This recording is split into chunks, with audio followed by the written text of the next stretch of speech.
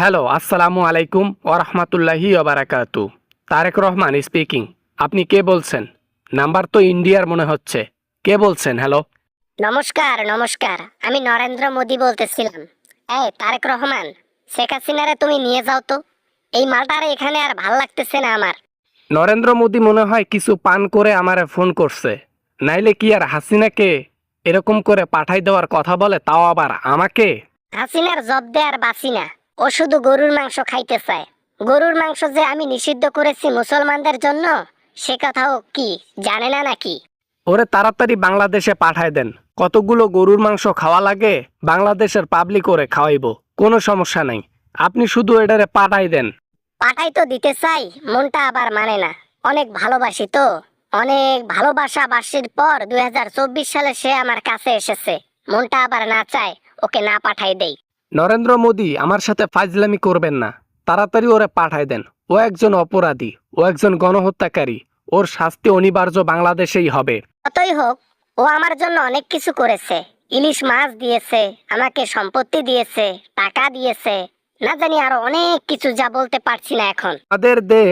আমাদের দেশ যখন সংকটে পড়ে অর্থনৈতিক দিক থেকে, তখন আপনাকে সে 500 মণ ইলিশ গিফট করে পুজোর উপহার হিসেবে। বাহ বাহ।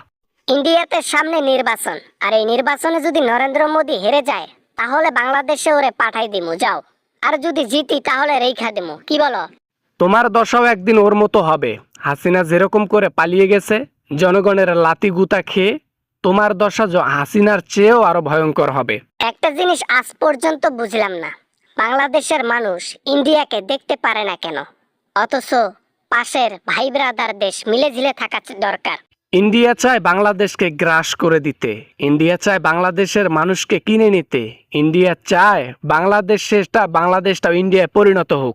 অনেক আগে থেকে এই স্বপ্নটা দেখতেছি, কবে বাংলাদেশকে ইন্ডিয়ায় পরিণত করব। শেষমেশ হাসিনা আমার কাছের লোকটা পর্যন্ত বাংলাদেশে টিকতে পারলো না। বাংলাদেশে টিকবে কেমন করে?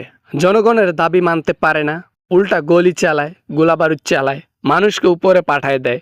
সে আবার সরকার হবে কেমনে? I agree with you. আমি তোমার সাথে সহমত। হাসিনা আসলে কাজটা ভুল করছে। যে দেশে জনগণ থাকবে না, সে নেতৃত্ব দেবে কাকে? হ্যাঁ, লক্ষ লক্ষ মানুষকে কাঁদাইছে, হাজার হাজার মানুষকে হত্যা করছে। এত কষ্ট বুকে নিয়ে মানুষ অভিশাপ দিয়েছে, একদিন হাসিনা লোকের হাতে পড়বে। করুক না, আমার তাতে কি? আমি তো যা করার তা তো করে নিয়েছি। মনের মধ্যে একটা সাধনা যেটা ছিল, ওটা পূরণ হয়ে গেছে। এখনো পুকটি মারা দেখ। নরেন্দ্র মোদী সময় থাকতে ওরে বাংলাদেশে পাঠাই দেন। তাহলে জনগণ আপনাদেরকে মাফ করলেও করতে পারে, তবে রাখলে দুজনেরই খবর আছে। আমার আবার কে কি খবর করবে? হ্যাঁ, আমি হচ্ছি সর্বোচ্চ পাওয়ারফুল একজন ব্যক্তি। আমার খবর করার মতো কেউ আছে? আপনার দেশের জনগণ আবার কে? যেভাবে স্বৈরাচারকে স্থান দিচ্ছেন, তাতে কবে জানি ইন্ডিয়ার লোকজন বিরক্ত হয়ে আপনাকে গলা ধাক্কা দিয়ে বের করে দেয়। এমনটা হওয়ার আগে হাসিনারে পিছনে লাথি দিয়া বাংলাদেশে পাঠাই দিমু। ওরে যতক্ষণ রাখতেছি ব্যবহার করতেছি, ব্যবহার করা শেষ লাথি দিয়ে পাঠাই দিমু। যাই করেন আর তাই করেন, দুনিয়ার পাপ দুনিয়াতেই মুছে যাবে।